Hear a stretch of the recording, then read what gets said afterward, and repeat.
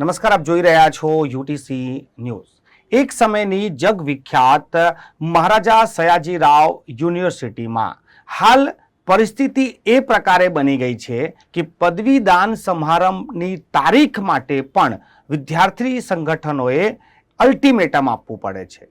મહારાજા સયાજીરાવ યુનિવર્સિટીમાં પાછલા જે વર્ષો ગયા છે એ વર્ષોમાં જે રીતે પદવીદાન સમારંભમાં તારીખોને લઈને અસમંજસ અને વિલંબ દેખાઈ રહ્યો છે, ત્યારે આ વખતે તો ચીફ ગેસ્ટને લઈને જ પદવીદાનની તારીખ જાહેર નથી કરવામાં આવતી। હવે અખિલ ભારતીય વિદ્યાર્થી પરિષદે એક અલ્ટિમેટમ આપી દીધું છે મહારાજા સયાજીરાવ યુનિવર્સિટીના વાઇસ ચાન્સેલરને કે આટલા કલાકોમાં તારીખ જાહેર કરો, નહીં તો પછી આંદોલન। આ પરિસ્થિતિ થઈ ગઈ છે યુનિવર્સિટીની। આપણી સાથે એબીવીપીના મધ્ય ઝોનના જે નેતા છે એ આપણી સાથે છે ને તેમની સાથે વાત કરીશું, અક્ષયભાઈ રબારી, જેમને આજે મીડિયા બાઇટ્સ પણ આપી છે। અક્ષયભાઈ, યુનિવર્સિટીની આ પરિસ્થિતિ કે પદવીદાનની તારીખ માટે પણ અલ્ટિમેટમ આપવું પડે, એ વિદ્યાર્થીઓનો હક છે, તેમની તપસ્યાનું પરિણામ છે, એમને ફળ મળવું જોઈએ તે દિવસે, અને એના માટે પણ આ પ્રકારની પરિસ્થિતિ, શું કહેશો? જે પ્રમાણે આગળના વર્ષોમાં જોવા જઈએ તો પણ ક્યાંક ને ક્યાંક આવા વિષયો આવ્યા જ છે।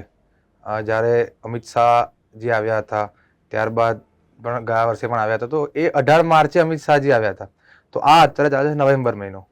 તો ક્યાંક ને ક્યાંક મેઇન મુદ્દો તો એ છે કે યુનિવર્સિટી દ્વારા કોઈ એક મહિનો નક્કી નથી કર્યો કયા મહિનામાં કોન્વોકેશન કરવું જોઈએ। દર મહિને પોતાની અનુકૂળતા પ્રમાણે કોન્વોકેશન થતા હોય છે। તો આમાં ક્યાંક ને ક્યાંક વીવીઆઈપી મહેમાનને લાવવામાં આ વસ્તુ થાય છે। જ્યારે 2 વર્ષ પહેલાંની વાત કરવામાં આવે તો તે દિવસે પણ એબીવીપી દ્વારા અલ્ટિમેટમ આપવામાં આવ્યું હતું 24 કલાકનું। તો ત્યારે 12 જ કલાકમાં સાંજના સમયે રાત્રે 8 થી 9 વાગ્યાની વચ્ચે નક્કી થાય છે કે અમિત શાહજી આવે છે। તો આનો મુખ્ય ઉદ્દેશ્ય એ જ હોય છે કે જે વ્યક્તિ, જે વિદ્યાર્થી અહીંયા ભણવા માટે આવતા હોય છે, તો એના પેરેન્ટ્સ પોતાની ફી ભરીને ભણાવવા મૂકે છે, એ લોકોને મુખ્ય ડિગ્રીની જરૂરિયાત હોય છે, પણ ડિગ્રી જ વિલંબ થાય છે તો જ્યારે વિદ્યાર્થીને ઘરે પૂછવામાં આવે છે તો તેનો કોઈ જવાબ મળતો નથી। તો એના કારણે ક્યાંક ને ક્યાંક વિદેશ ભણવા જતા વિદ્યાર્થીઓ માસ્ટર માટે પીએચડી કરવી હોય તો વિદ્યાર્થીઓને ક્યાંક ને ક્યાંક પ્રોબ્લેમ થાય છે। અમુક જગ્યાએ પ્રોવિઝનલ ડિગ્રી માન્ય નથી રહેતી, તો આમાં વિદ્યાર્થીઓને જ પ્રોબ્લેમ છે। પણ અક્ષયભાઈ, યુનિવર્સિટીના વાઇસ ચાન્સેલરની જે રીતેના સમાચારો પાછલા વર્ષોમાં આવી રહ્યા છે, એમની જ યુનિવર્સિટીના પ્રોફેસર એ હાઈકોર્ટમાં પિટિશન દાખલ કરી છે કે તેમની લાયકાત જ નથી। આવા યુનિવર્સિટીના વાઇસ ચાન્સેલરની સામે જે પ્રકારે એક પર એક આક્ષેપ થઈ રહ્યા છે, તો આનાથી કોણ બદનામ થઈ રહ્યું છે? ગુજરાત, વડોદરા યુનિવર્સિટી, કોણ બદનામ થઈ રહ્યું? જે રીતે ઘણા વિષયો છેલ્લા 3 વર્ષની વાત કરવા જોઈએ તો અસંખ્ય વિષયો બન્યા છે।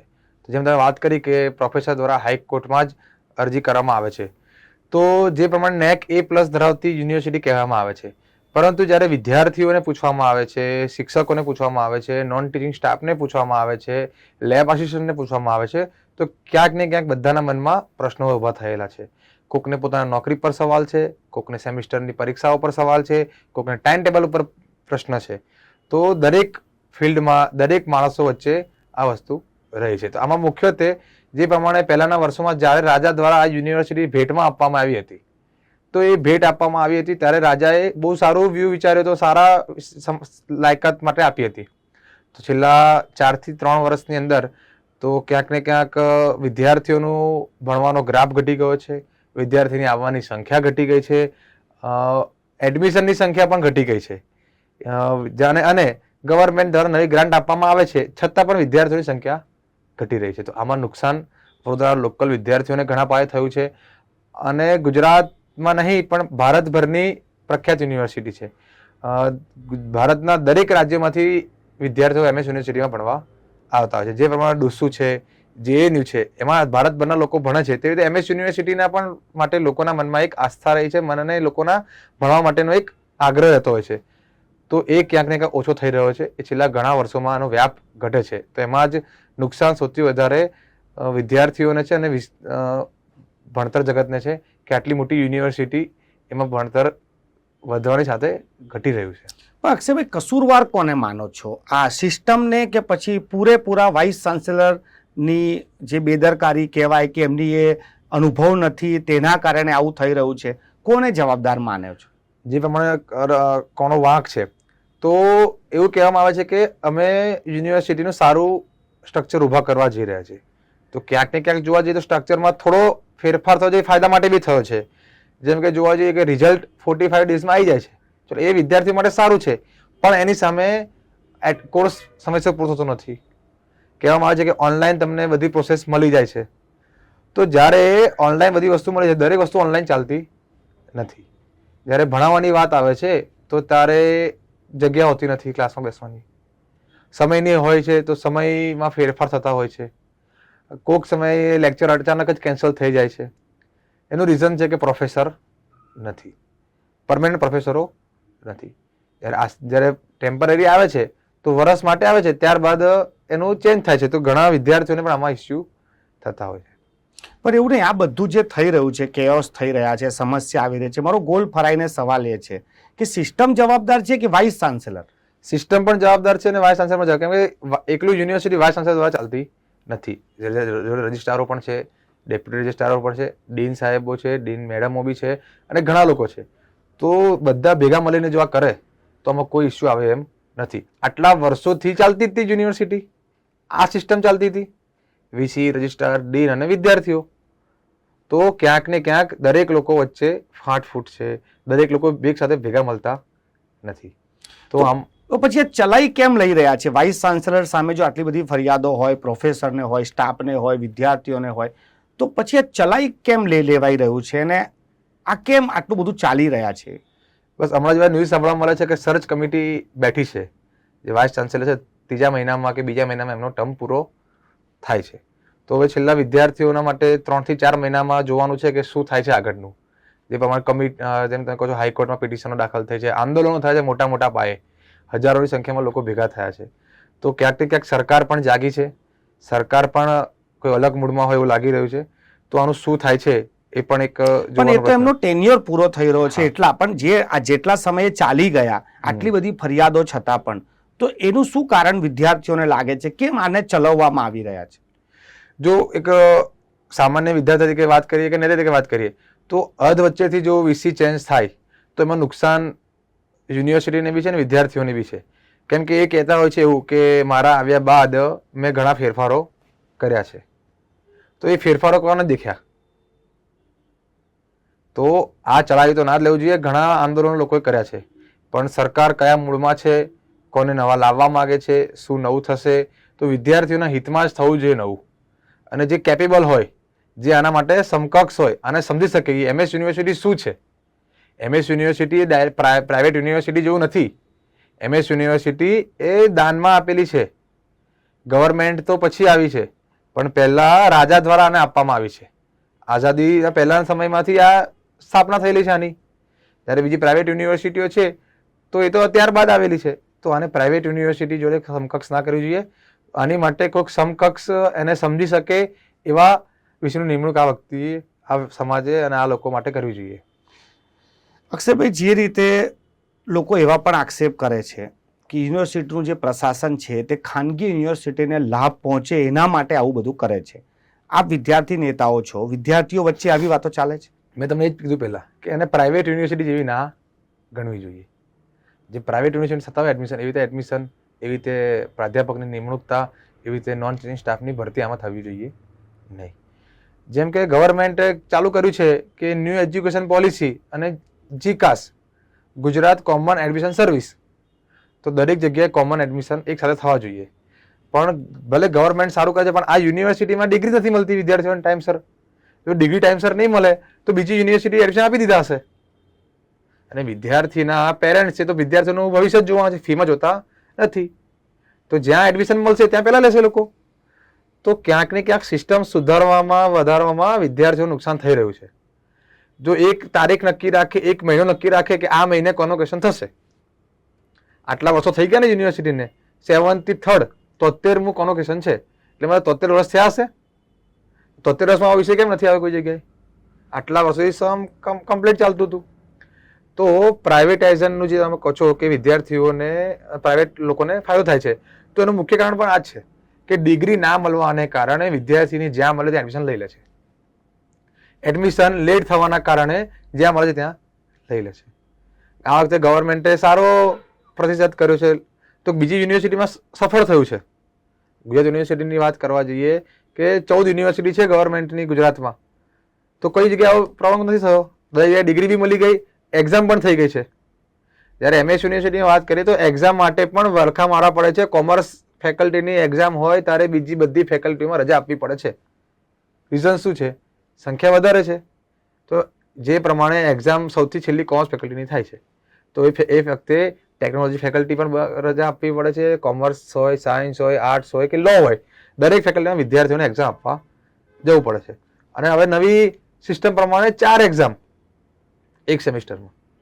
તો સિસ્ટમ જે પ્રમાણે સરકાર સારો કરવા જઈ રહી છે, તો યુનિવર્સિટી પણ એનું તંત્ર સેટ કરવું જોઈએ.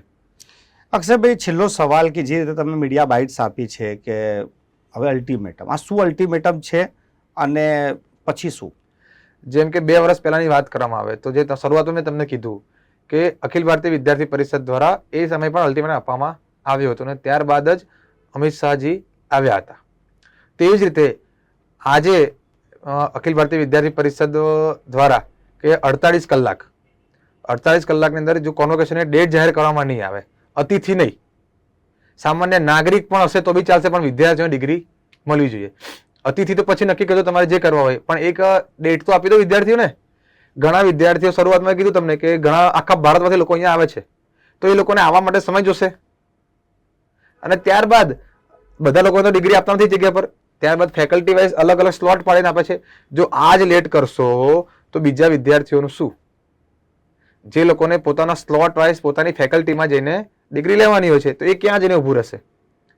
આજે ચાલે છે નવેમ્બર, ડિસેમ્બર, તો 3 મહિના સુધી ડિગ્રી આપશો, એમાં વચ્ચે એક્ઝામ આવી જશે, એક્ઝામ આવશે એટલે બધું બંધ, પાછું ફરી બીજો સ્લોટ પડશે. એટલે ક્યાંક ને ક્યાંક વિદ્યાર્થી ભણી ગયા પછી પણ એને ભોગવવાનું થાય છે. આજે પોતાના ધંધા અર્થે, કામ નોકરી અર્થે કોઈ જગ્યાએ બહાર ગયા છે અને ખબર પડે કે મારે સ્લોટ છે, કાલે કોઈ અતિથિ મળી ગયા તો અઠવાડિયામાં કોઈ ડેટ આપી દેશે. જેને ગોલ્ડ મેડલ મળ્યું છે એને તો આવવું પડશે કમ્પલસરી, જેને સિલ્વર મળશે એ પણ આવશે, અને ડોમ પણ બંધ થઈ ગયો છે. એટલે યુનિવર્સિટી જોડે પોતાની પૂર્વ તૈયારી છે જ બધી. 541 પેજની PDF છે કે કયા વ્યક્તિને ડિગ્રી મળવાની છે, કોને કોઈ મેડલ મળવાનો છે. અને 5/10/2024 એ છેલ્લી ફોર્મ ભરવાની ડેટ હતી. આજે થઈ છે 27/11, મહિના ઉપર થઈ ગયું છે. વિદ્યાર્થીઓ પોતાના સમયસર ફોર્મ ભરી આવે છે, જઈને ઓનલાઈન હોય કે ઓફલાઈન હોય એ વિદ્યાર્થીઓ ભરે છે. તો ABEPની માંગ છે કે તમે ડેટ જાહેર કરી દો કે આ ડેટે અમે કોન્વોકેશન કરીશું, તો જે પણ વિદ્યાર્થીને આવવાનું થાય છે એ પોતાના સમયસર આવે અને એને પોતાની સગવડતા પૂરતી. જ્યારે વિદ્યાર્થી આવે છે તો એને રહેવાની વ્યવસ્થા પણ નથી હોતી. કેમ કે એને ડેટ નક્કી નથી હોતી, તો ક્યાંથી વ્યવસ્થા કરશે? પણ અક્ષયભાઈ, માનો કે તમારું અલ્ટિમેટમ પર કોઈ રિએક્શન ના આવ્યું તો પછી આવશે જ. છેલ્લા 75 વર્ષથી ABEP કામ કરે છે અને આવા વિષયોને લઈને જ કામ કરે છે. નાના મોટા સેમિસ્ટર એક્ઝામોને લઈને બી કરે છે અને મોટા મોટા વિષયને લઈને પણ કરે છે. પણ જ્યારે અખિલ ભારતીય વિદ્યાર્થી પરિષદની માંગ હોય છે તો ખોટી માંગ હોતી નથી. તો આમાં ક્યાંક ને ક્યાંક VC સાહેબ પણ તમારા ન્યૂઝના મીડિયાના માધ્યમ જોતા હશે, તો એમને પણ વિનંતી કરું છું કે અતિથિ જે પણ આવે, પણ એકવાર ડેટ જાહેર થઈ જાય તો વિદ્યાર્થીઓને પોતાની આગળ પડતી પ્રોસેસ શું કરે એ પણ ધ્યાનમાં આવે. છેલ્લા ઘણા વર્ષોથી અમને એક્સપિરિયન્સ છે અને અભિમાન નથી કરતા અમે. અખિલ ભારતીય વિદ્યાર્થી પરિષદ છે, આટલું મોટું સંગઠન કોઈ નથી. છેલ્લા 75 વર્ષથી કોઈ કામ નથી કરતું. 1948 ની સ્થાપના થઈ છે અમારી, તો દર વખતે વિદ્યાર્થીઓના હિત માટે લડ્યા છીએ અને જીત પણ થઈ છે. તો વિદ્યાર્થી પરિષદના કાર્યકર્તાઓને પણ એવી આશા છે જ અને થશે કે વિદ્યાર્થી પરિષદ વિદ્યાર્થીઓના હિત માટે લડે છે, પોતાના હક માટે તો છે જ, અને વિદ્યાર્થીઓના હક માટે લડી છે. મારા માટે નથી લડતો હું વિદ્યાર્થીઓના હિત માટે અખિલ ભારતીય વિદ્યાર્થી પરિષદ દરેક કાર્યકર્તાઓ લડતા હોય છે. અને યુનિવર્સિટી તંત્ર પણ અમારું સાંભળે છે, કેમ કે અમે સાચો સવાલ ઉઠાવીએ છીએ. તો ગયા વર્ષની વાત કરું, એના આગળના વર્ષની વાત કરું તો વિદ્યાર્થી પરિષદના દરેક આંદોલનોની જીત થયેલી છે. તો વિશે સાહેબને પણ કાલના દિવસમાં વિનંતી કરવામાં આવશે કે સાહેબ 24 કલાકનું આયોજન 24 કલાકમાં જાહેરાત કરો. વિદ્યાર્થી પરિષદ ફક્ત ડાયરેક્ટ ઉગ્ર આંદોલન નથી કરતું. કાલના દિવસમાં આવેદનપત્ર આપવામાં આવશે, શાંતિપૂર્ણ આવેદનપત્ર આપવામાં આવશે, તો એના પર બી નહીં ઓપ્શન જવાબ નહીં આપે તો ઉગ્ર આંદોલન કરશો. અને ઉગ્ર આંદોલનોમાં તો જ્યારે ભીડ ભેગી થતી હોય છે ત્યારે યુવાનો પોતાના હક માટે લડતા હોય છે. તો આના પૂર્વમાં પણ તમે એબીવીપીના આંદોલનો જોઈ શકો છો. એમાં વીસી સરનો ઘેરાવો બી થઈ શકે છે અને ગમે તે થઈ શકે છે. તો વિદ્યાર્થીઓના હિત માટે લડતા હોય છે તો કોઈ દિવસ પાછા પડતા નથી. અને યુનિવર્સિટી તંત્રને પણ ખબર છે કે આ કોના માટે લડે છે. તો વિશ્વાસ છે અમને કે આટલા સમયમાં ઉગ્ર આંદોલન બાદ ડેટ જાહેર થઈ જશે.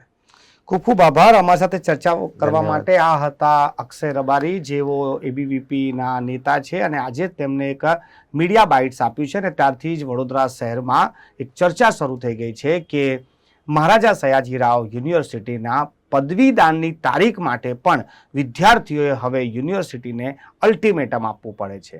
હવે જોવાનું એ રહેશે કે આ 24 કલાકમાં યુનિવર્સિટી આ તારીખોનું જાહેરાત કરે છે કે કેમ, અને જો તારીખની જાહેરાત નહીં થાય તો એબીવીપી આના બાદ વિદ્યાર્થીઓ માટે શું કરશે તે પણ આવનારા દિવસોમાં ખબર પડશે.